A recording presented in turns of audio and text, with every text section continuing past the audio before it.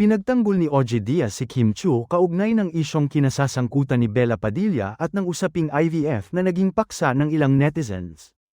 Ayon kay OJ, kahit gaano pa kalapit o katagal ang pagkakaibigan ng dalawang tao, may mga personal na bagay na nararapat pa rin manggaling mismo sa taong direktang sangkot. Para kay OJ, si Kim lamang ang may karapatang magdesisyon kung kailan, paano at kung nais ba niyang ibahagi sa publiko ang mga sensitive na detalye tungkol sa kanyang private life. Aniya, mahalagang igalang ang hangganan ng pagkakaibigan lalo na pagdating sa mga usaping personal.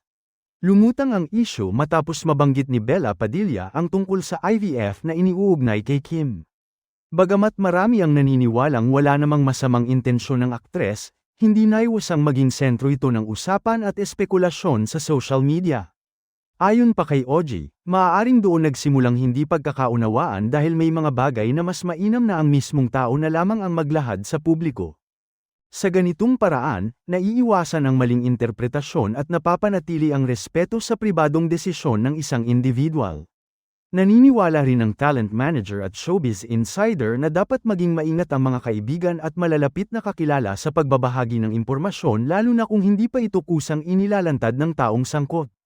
Sa kabila ng kontrobersya, umaasa ang marami na maayos din ang anumang hindi pagkakaunawaan sa pagitan ng mga personalidad na nasangkot sa usapin.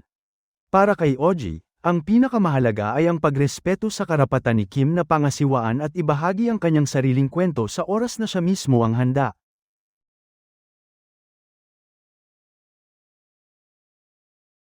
Ipinagtanggol ni OJ Diaz si Kim Chiu kaugnay ng isyong kinasasangkutan ni Bella Padilla at ng usaping IVF na naging paksa ng ilang netizens.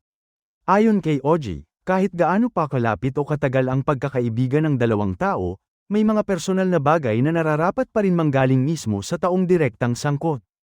Para kay OJ, si Kim lamang ang may karapatang magdesisyon kung kailan, paano at kung nais ba niyang ibahagi sa publiko ang mga sensitive na detalye tungkol sa kanyang private life.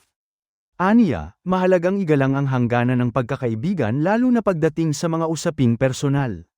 Lumutang ang isyu matapos mabanggit ni Bella Padilla ang tungkol sa IVF na iniuugnay kay Kim. Bagamat marami ang naniniwalang wala namang masamang intensyon ng aktres, hindi naiwasang maging sentro ito ng usapan at espekulasyon sa social media.